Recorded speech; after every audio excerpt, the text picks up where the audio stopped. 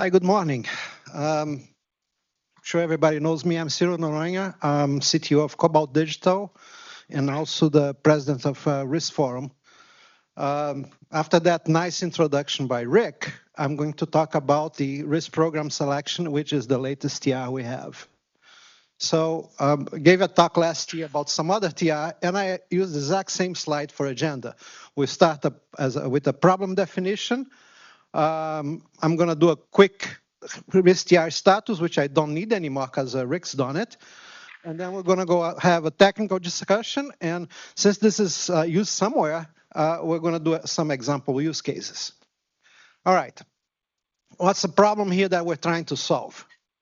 RIST is content agnostic. You can run anything you like over RIST, but the most common usage is to carry MPEG transport streams. And those transport streams usually have multiple components multiplexed into a single flow. You may have one or more programs that each program includes a set of related media, or a program may include or multiple video elements, audio elements, and data elements. Now, it may be the case that your RIST receiver does not want all of that. It wants a subset. It may want just some of the programs or not all of them, or it may want just a subset of the programs, or of the elements in a program. For example, it may have multiple audio, just one of them. So if we can signal those requirements to the sender, from the receiver to the sender, you can save bandwidth by not sending what I don't want. All right, that's the slide that's no longer necessary because Rick came before me. I was before him before in the agenda. They changed it on me last minute. So we have that one updated in 2020. The main profile was updated in 24. Was a DDoS thing that we fixed, and we fixed the same thing on TR-063. And 4 are the ancillary features. And we're talking about the last one. I also reused that slide from last year, but I had to add part 6. It wasn't there. All right. Solution framework. You can divide this problem into 2 parts. How does the receiver tell the sender what you require? So a mechanism or a protocol to transfer that information to the sender. Second is, how does the sender generate a compliant, that's important, compliant, that's why I highlighted, a compliant stream with just the paths required by the sender. So since I'm highlighting compliance, let's talk about compliance. This is very simplified. If you looked at 13H1-1, there's millions and millions of timing compliance items there, but what interests us is transport streams with a single time base can be VBR. Those are typically, but not always, single program transport streams. I've seen some transport streams with multiple programs out of China. They had one time base, one PCR PID, everything referred to that.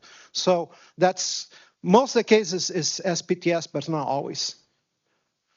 Or you can have a program which a transport stream with multiple programs. That has to be CBR. So in the first case, you can just take packets away. In the second place, you can replace packets but not remove it. That's important. That's the important part. Okay, the British, I think, have a saying about teaching your grandma to suck eggs, right? I hope that's basically it. I'm going to just tell you about the transport stream, what I need from it, right? So everybody knows 188-byte packets.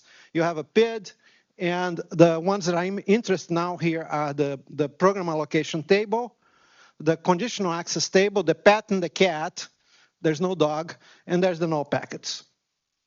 So again, in the grandmother thing, you have a transport stream. The PET gives you the PMT PIDs, and the PMTs give you the elementary stream PIDs. So there's a whole bunch of those, one or more. And then you have the cat that gives you the EMM PIDs. I can give you a whole talk about conditional access, but they'll just say those are PIDs that you need to get the keys to decode the transport stream, to decrypt the transport stream. All right. So how do we select the receiver? Here's what I want to do. you can select programs from a list. So that's the kind of the basic functionality. I want, let's say, programs 1, 3, and 7. Give me a list. But since you have a selection list, you can have a block list. I want all programs except 2, 3, and 8. You may want to have additional PIDs. So, for example, if you're working on a DVB stream, you may ask for PID hex 11, which is the service description table. That will give you program names. Or in the DVB speak, is services. MPEG calls it program, DVB calls it services. And then, since we have a list of PIDs, you can block a list of PIDs as well. So, more for completeness, you can have range of programs. You can have list of programs, block programs, list of PIDs, block PIDs. And you can do all of these simultaneously, and there is a set of priority rules. All right, but that's not all. RIST main and advanced profile tunnels can support multiple flows, so you can have multiple transport streams. So if you're doing that in a tunnel, you actually have to say which transport stream you're talking about. So that transport stream is identified by IP addressing. So the main thing that you address it is the destination UDP port inside the tunnel, which we call the inner UDP port. There's a mode called reduced overhead. That's the only thing you have. But if you have full datagram, where we put also the IP addresses, you can also select by source and destination IP address. So whatever solution we do has to include that level of selection, not just selection inside the transport stream, but also for the which transport stream you're talking about. All right, let's say we send that information down to the sender. So what do the sender do? The sender operationally is going to end up with a list of PIDs that should not be transmitted. You have a question here, Kieran. Do you plan to add language-based selections so you can say, I only want the English track, because in some transport streams there can be 10 languages and I don't want to receive all these languages I don't want to use. So ENG and then I just get English. We had long discussions about selection by language, not language specifically, but selection by name. And that depends on having a descriptor in the PMT. So the answer is no. If you want to do the go and figure this out. Or what you can do, I mean, set-top boxes do that, right? Selection by language. You set a set-top box and say, I just want English. I will play that one. So you can do that on your receiver. You say, go past the language descriptor, find the code, and just ask for just that PID. So you can do that. It's just removing that burden to the receiver. It means you have to receive the whole thing, for a bit, and then re-request. No, you don't have to receive the whole thing. You'll see how it's going to happen. You'll see. Just wait a second. I'll show you. All right. Be patient, Kieran. Yeah, it's not patient enough. We're rehashing a discussion that was in the AG. I had a fight about that. Not about language, but about names. All right. So the basic mechanism to achieve this while maintaining compliance is you replace the PIDs to be removed with null packets, and then you can use null packet deletion from TRL62 to reclaim the bandwidth.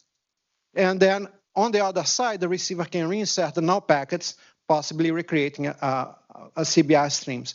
With the streams with a single time base, you can also just delete the packets. So that's another small fight we had, but that's how it complete. Yes, sir. You don't do anything about the fact that some equipment only accepts 7 TS packets in a UDP packet. So some you do 1 or you get flat. Do you plan to mandate that, or do you plan to leave that alone? Well, if you're doing the null packet deletion, the NPD.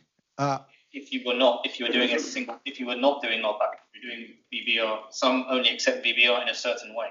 That's right. We left that open, but most equipment, I'm not going to say most equipment. I'm going to say equipment of a certain vendor that I know intrinsically well. If you delete the packet, it still does 7 TS. It just combines them. Yeah, there are some which, if you don't do that, very big names that will not accept that. Okay. They will work with they work fine with a very big name that I know is intrinsically well. Didn't say anything. It's in the slide. Okay. All right. No, but we didn't say that in the TR. That's the thing about RIST, right? We do the minimum for interop, and then you can innovate. So in a case like that, you learn very quickly that you can't do that, and the other guys do. All right. Selection priority rules. The first thing we decided is the sender must always include the PAT and all the PMP, the PAT, the CAT, and all the PIDs listed in all the PMTs and all the PIDs listed in the CAT. So Kieran, you're always going to get your language descriptors there, because you're always getting the PAT, the CAT, all the PMTs, and all the EMMs. And we decided that, so that's always available to you. We just have to pass, but it's always going to be there. And you don't rewrite PMT, or? We don't rewrite anything. So what you're going to have is you're going to have, let's say that you did a selection and programs are missing, but the PMT is there.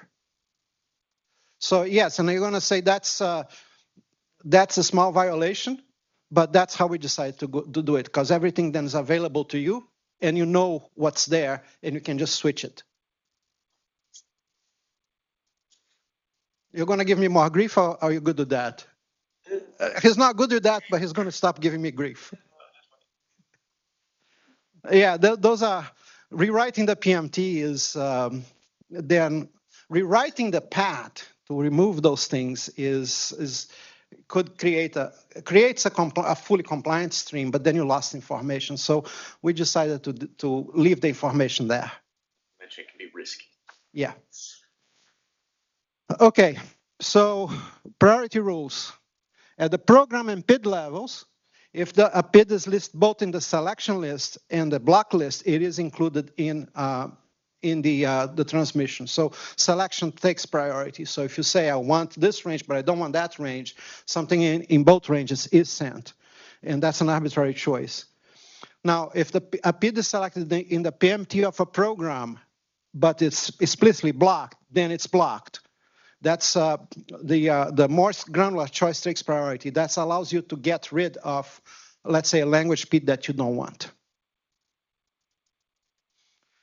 Okay, motivation for the rules. As we can see it. So having the pattern PMTs available allows the receiver to always have a complete picture of the transport stream, speeding up selection changes. In case of scrambled content, EMMs are crucial, and you need to get them, and they come once in a blue moon, so they all need to be there. Giving priority to select over block ensures the content is always available in case of mistakes. Is always pounding us about what is or if someone made a mistake here. So most conservative choice. And allowing the receiver to select the program and block a PID allows you to get rid of content that you don't want. All right, I told you how it works, so now let's talk about how it implements. And I'll start with main profile. Main profile has a tunnel keep alive message that's separate from the traffic and is sent periodically. That message has an optional JSON payload. And nice place to put it. So we just put an extension to the JSON message. So you're just adding stuff to the JSON. It's backward compatible. Someone who doesn't understand that just ignores it. That's just how JSON works. So I have to put this. The JSON message is optional in main profile, but if you're doing this, then it becomes required. Since I got time here, let me talk about where it goes. This is the main keep profile, the main profile keep alive message. It goes into a GRE over a DP with the VSF. We thank you, Brad. You gave us $2,000 to buy a 16-bit code for the VSF. We have a protocol type, and the pipe keep alive message is in there. You're the one who approved that, right? Thank you for the $2,000. And then the keep alive message has that format and the JSON payloads right there. Yes, sir. Where are your guarantees? Because in principle, if this message doesn't arrive, you could flood the receiver. Say I've got 100 megabit transport stream and my receiver can only receive 10. I'm in Africa. Where are the guarantees that this selection process is going to happen before you flood the receiver? Could you repeat the question? He's asking, is there any guarantees that the selection process can happen before you flood the receiver? Start slow. Basically, the sender can take out everything except the part Is that defined then? No, this is implementation. We are not talking about application and what you can do with that. But for instance, if you don't want to flood, start slow. Start with everything is nullified by the sender. Send that to the receiver. The receiver sees what he wants to receive. And we say, I want to receive service number 5, bit number 15, and whatever. And then after a second, everything is fine, and that's it. No guarantees. It's not like the handshake in other protocols. There is no handshake. That is true. There is no handshake like in other verticals. no reliance. As you know, Adi, other protocols have handshakes. The protocols do have quirkiness also. There are no handshakes. Okay, and you can be flooding the receiver. The receiver sends the first keep alive message and say, I don't want any of this stuff, and then it stops flooding. But no, we did not design that, and we miss you on the AG calls. See, every Wednesday at 11. You want me to come? Be careful what you wish for, Cyril. We enjoy a lively discussion. Yes, I do want you to come. Actually, Rick invited everybody, right? Yeah. Yeah. Oh yeah, no, come give us a hard time. But we didn't think that was necessary, and by the reasons that Ajit talked about. The protocol rules. Receiver must include the content selection JSON fragment in the keep alive message until the text the sender has implemented, has compliant. So you start sending, you look at what's coming to you, there's no actual message there. You just see that, okay, it's done what I ask. Then you can stop sending that, but you must resend it every 30 seconds. If the JSON fragment is not present, the sender shall interpret it as keep doing what you're doing now. So you don't have to send a bigger JSON message every time. And something Jim made us put in the TI, in case of disconnection, you have to go back and send it. It's kind of obvious, but you don't make a mistake. Since it's early and everybody's still awake, I'm going to show you the syntax. I know showing JSON syntax puts people to sleep, so that's what it looks like. You start with UDP port. You identify it identify the flow in the tunnel. Then you have this optional destination IP address, optional destination source IP address, which are not available in reduced overhead because we don't send that message.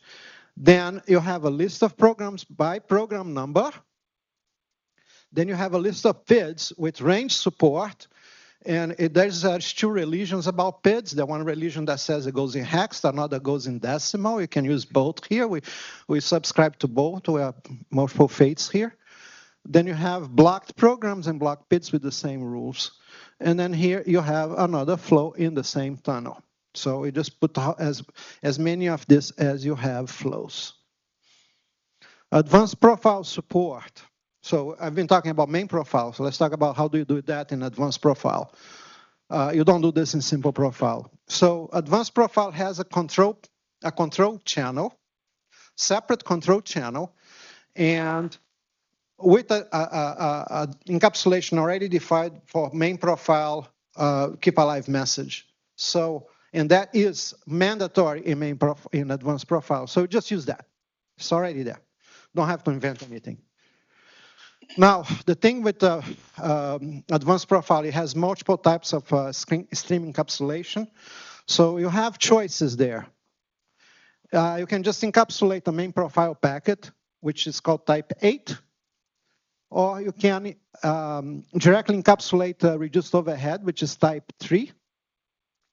And one of our friends in the AG, Mr. Hodek Gantz for Zixi, proposed that don't do anything, just use payload compression, put the null packets, they'll compress just fine. And we challenged him to test that, and he actually did, wrote some code, showed that they worked more or less depending on a whole bunch of stuff, so we went into the TR.